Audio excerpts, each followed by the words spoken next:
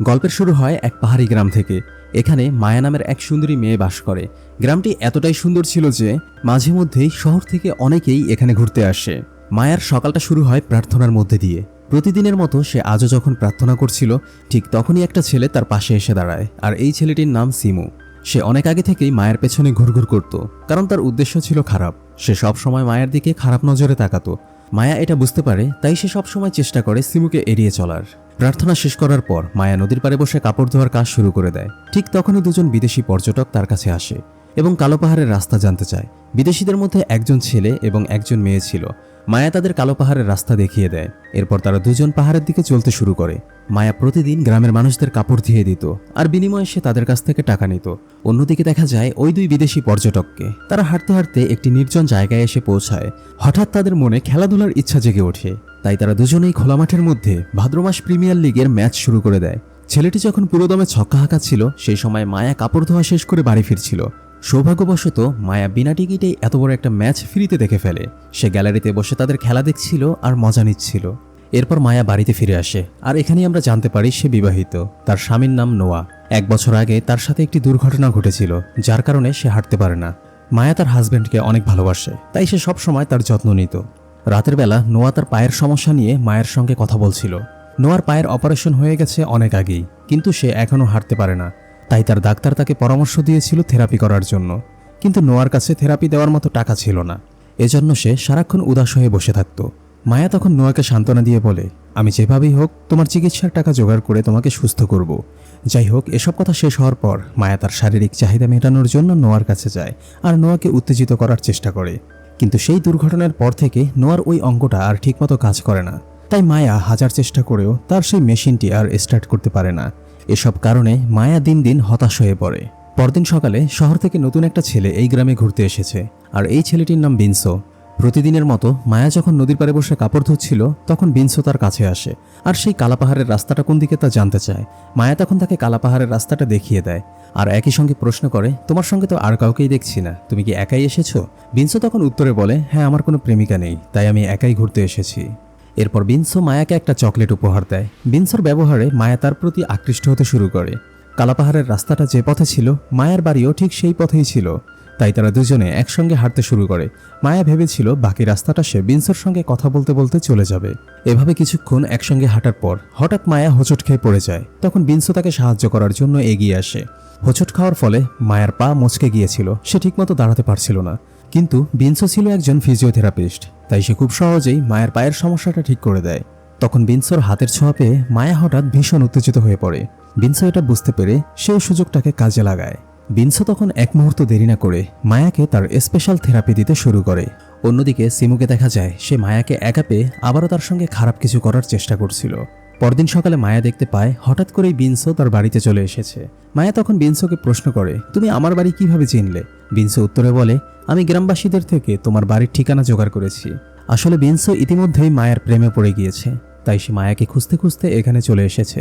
মায়া তখন বিনসোকে জানায় সে বিবাহিত আর তার স্বামীও আছে। এটা শুনে বিনসো মনে মনে একটু কষ্ট পায়। মায়া আরও জানায় তার স্বামী অসুস্থ, সে হাঁটতে পারে না, তাই সবসময় তাকেই তার স্বামীর যত্ন নিতে হয়।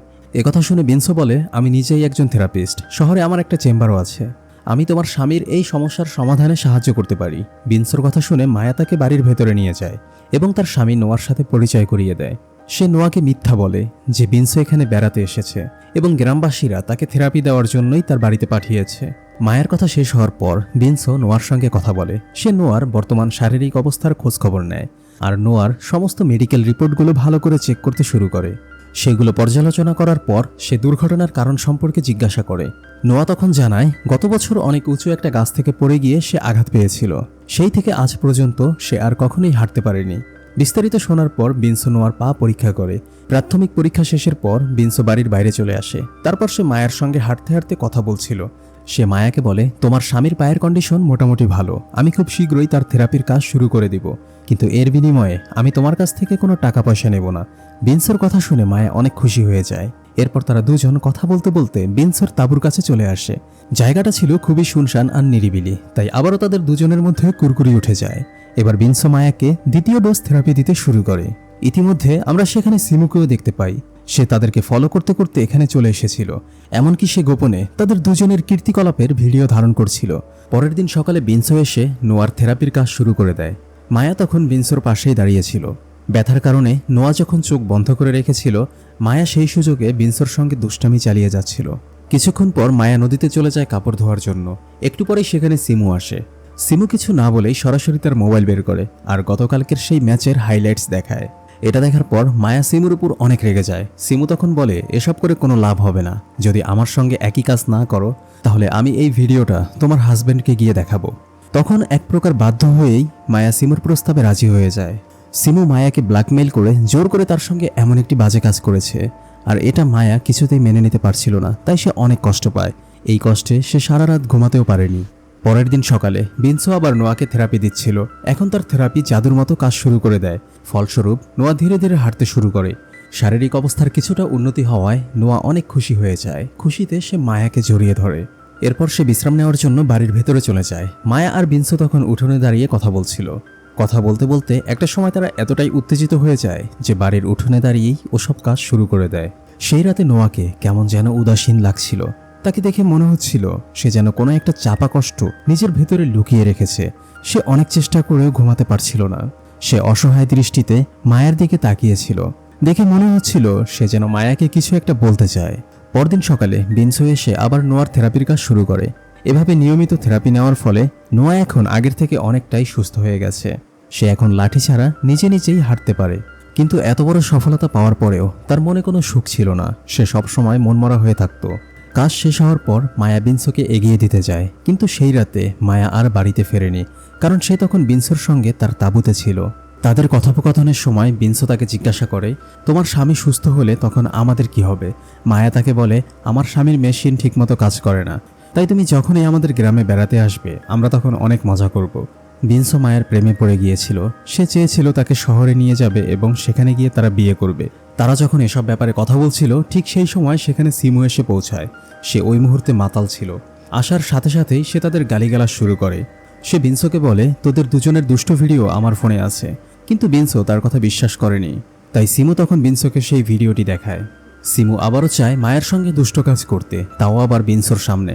সে তখন মায়াকে বলে কাপড় চোপড় খুলে তাড়াতাড়ি রেডি হতে, কিন্তু মায়া তখন কিছুতেই এই কাজটি করতে রাজি হচ্ছিল না। তাই সিমু অনেক রেগে যায়।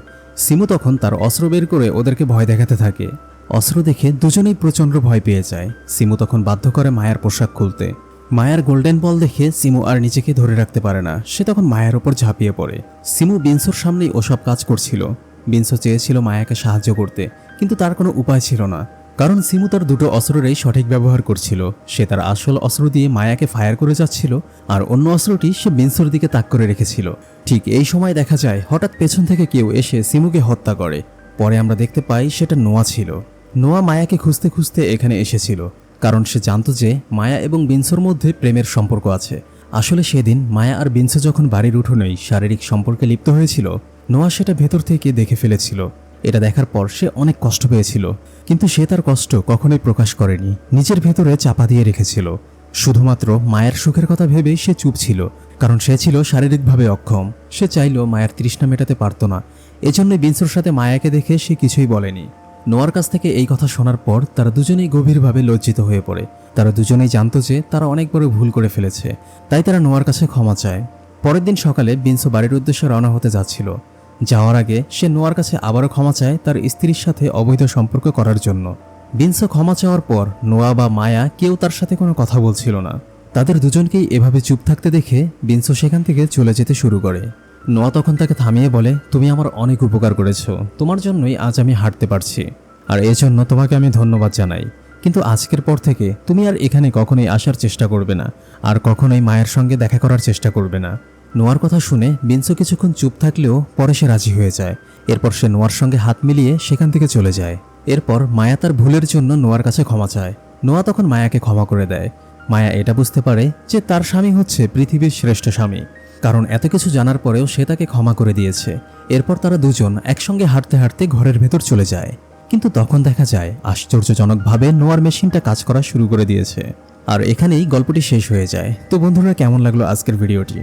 এতক্ষণ আমার সঙ্গে থাকার জন্য তোমাদের অসংখ্য ধন্যবাদ। পরবর্তী ভিডিও পাওয়ার জন্য চ্যানেলটি সাবস্ক্রাইব করে আমাদের সঙ্গে যুক্ত থাকো। দেখা হবে পরবর্তী ভিডিওতে, ততক্ষণ পর্যন্ত বিদায়।